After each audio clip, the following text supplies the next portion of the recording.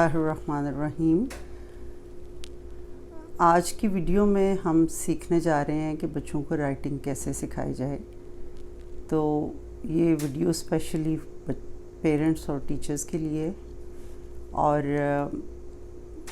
इस वीडियो की मल्टीपल आगे और वीडियोस होंगी, क्योंकि राइटिंग के जितने लेसन्स हैं वो एक उसमें नहीं वीडियो में आ सकते। तो मैं कोशिश करूँगी कि एक वीडियो के अंदर 2 या 3 जो लेसन्स हैं वो मैं ऐड करूं, और आप जब बच्चे को सिखाएं तो आप उसको एक वक्त में एक लेसन सिखाएंगे, और जब देखेंगे कि बच्चा बिल्कुल मुकम्मल तौर पे सही तौर पे उस लेसन को सीख गया तो फिर आप दूसरे लेसन पे मूव होंगे।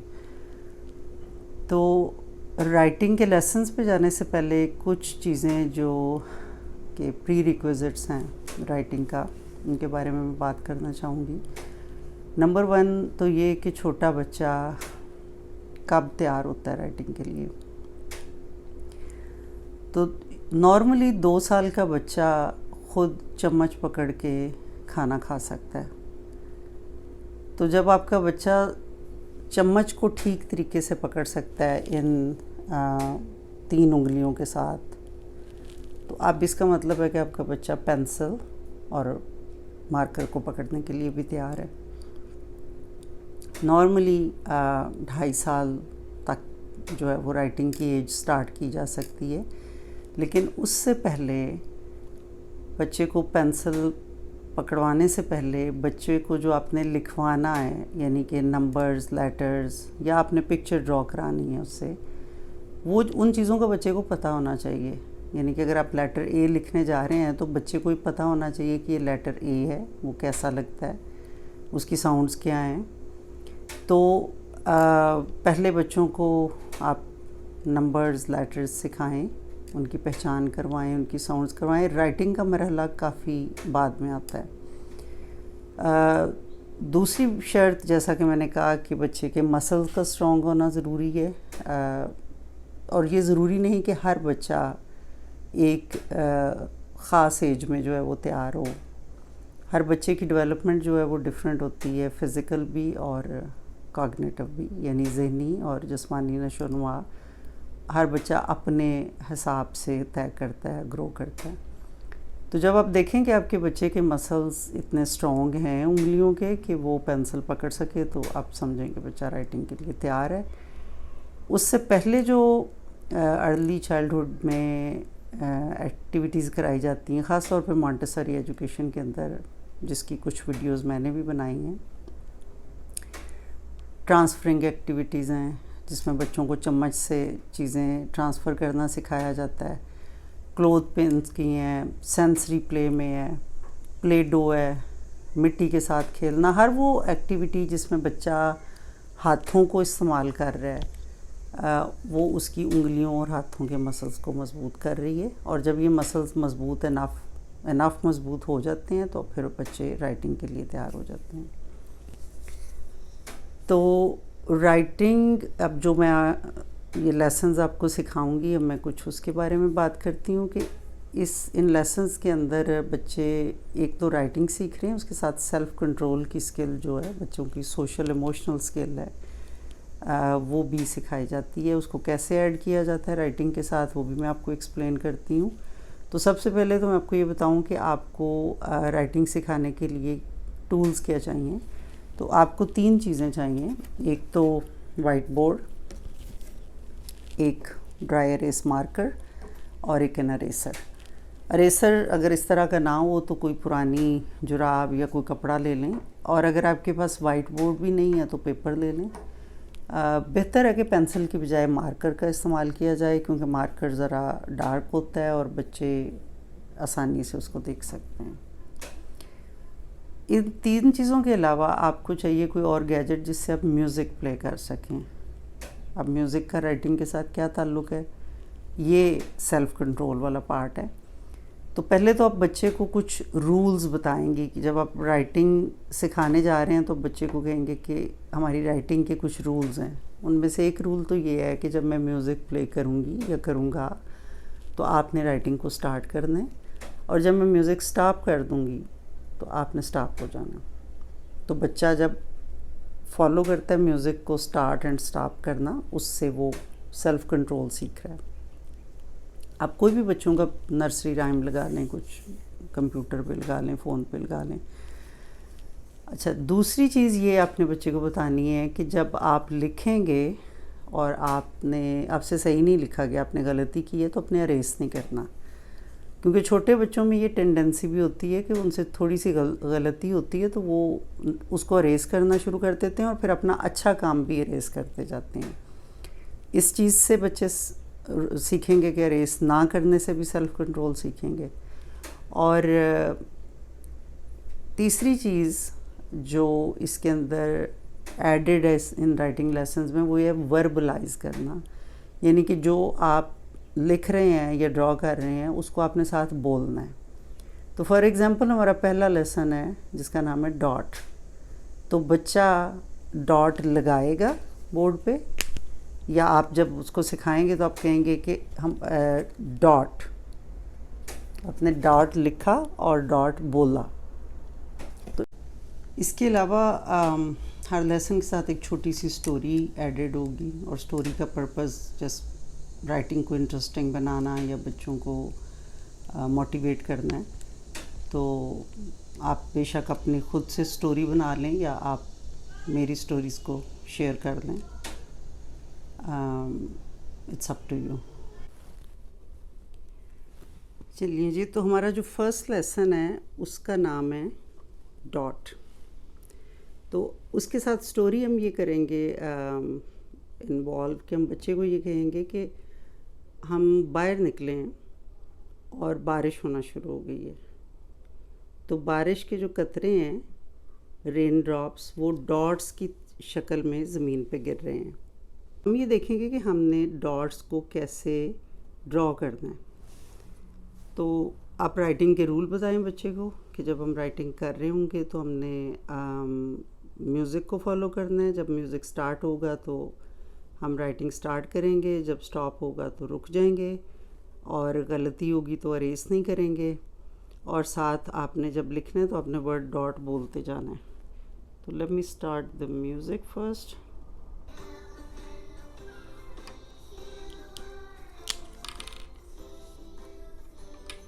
अच्छा,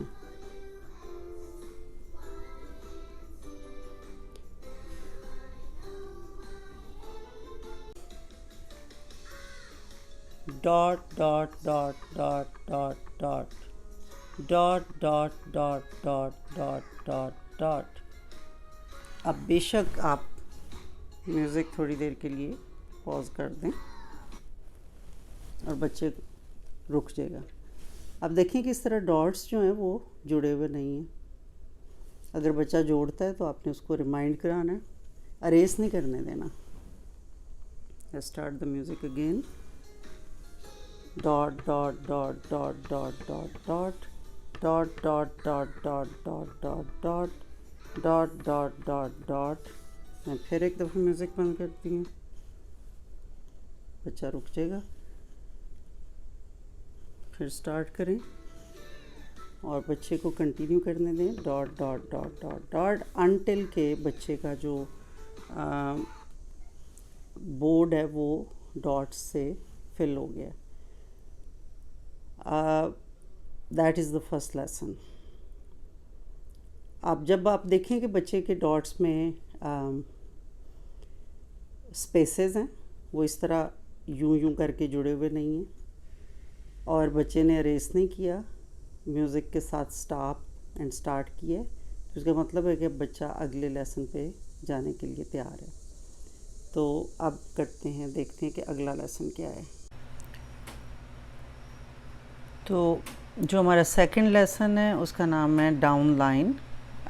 इसके साथ पहले आप बच्चे को स्टोरी बताएं कि लेट्स से आप कह सकते हैं कि हम बाहर वॉक कर रहे थे तो हमने ग्रास देखी, यानी घास उगी हुई देखी, और घास के जो ब्लेड्स हैं वो कुछ इस तरह के थे, लंबी लंबी घास थी। तो हम घास ड्रॉ करते हैं, तो स्टार्ट करेंगे ऊपर से और नीचे को आएंगे कहते हुए डाउन डाउन डाउन डाउन। तो सबसे पहले तो आप बच्चे को दिखाएंगे कि डाउन लाइन कैसे होती है, जैसे कि यूं, डाउन डाउन डाउन डाउन।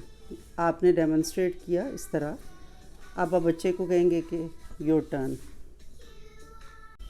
ठीक है, आपका म्यूज़िक चल रहा है। नाउ बच्चे को कहेंगे योर टर्न, मार्कर इरेजर, तो अब बच्चा भी इसी तरह लिखेगा down down down down down down down down down down down down down down down. बेशक म्यूज़िक बंद कर दें एक दफ़ा ताकि बच्चा रुक जाए। पॉज दें थोड़ा सा, देखें बच्चे को, चेक करें कि उसकी लाइन डाउन स्ट्रेट है, क्योंकि हो सकता है कई बच्चे यूं करके विगली लाइंस भी ड्रॉ कर रहे होते हैं, क्योंकि डिपेंड्स के बच्चे के हाथों के और कंधे के मसल्स कितने। कई बच्चे के डाउन लाइन यूं जा रही होगी। तो इन लेसन्स की प्रैक्टिस आपने करते रहना है अनटिल के डाउन लाइन स्ट्रेट हो। अच्छा, फिर म्यूज़िक बजाते हैं। Down down down down down down down down down down down down.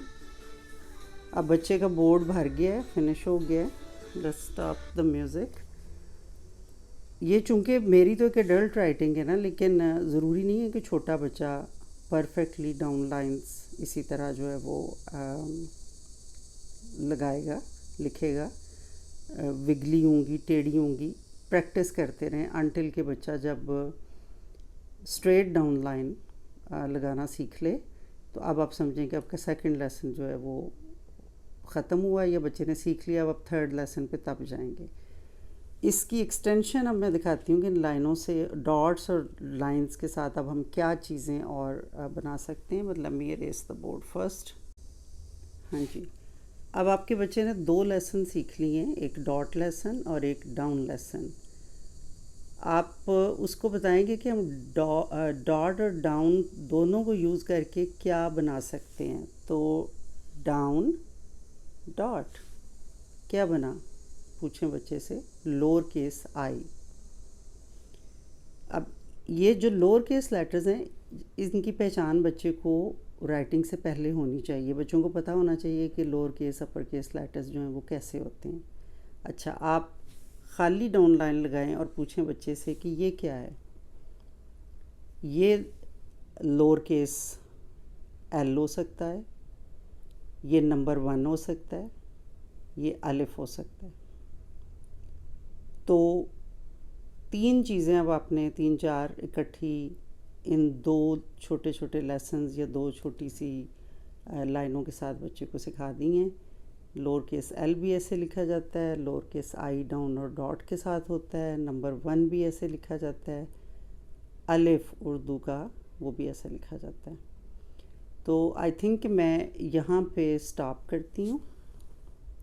इस वीडियो में इन 2 लेसन्स पे स्टॉप करते हैं इसको। आप इनको बच्चों के साथ प्रैक्टिस करें और फिर मुझे बताइए कि आपका एक्सपीरियंस कैसा जा रहा है। अगर आपके कोई क्वेश्चंस हों तो वो भी बताइएगा। और फिर इंशाल्लाह नेक्स्ट वीडियो में मैं बात कम करूँगी और सिर्फ 1-2 लेसन्स ऐड कर दिया करूँगी ताकि ज़्यादा लंबी वीडियो ना हो। आज चूँकि पहली थी और ये ज़रूरी था कि आपको इसका तरीका एक्सप्लेन किया जाए और इसका पर्पस एक्सप्लेन किया जाए कि इस राइटिंग इस तरीके से करने के क्या फ़वाइद हैं। तो प्लीज़ अगर आपको अच्छी लगी है वीडियो तो मुझे बताइएगा, और इंशाल्लाह फिर नेक्स्ट वीडियो तक के लिए अल्लाह हाफ़िज़।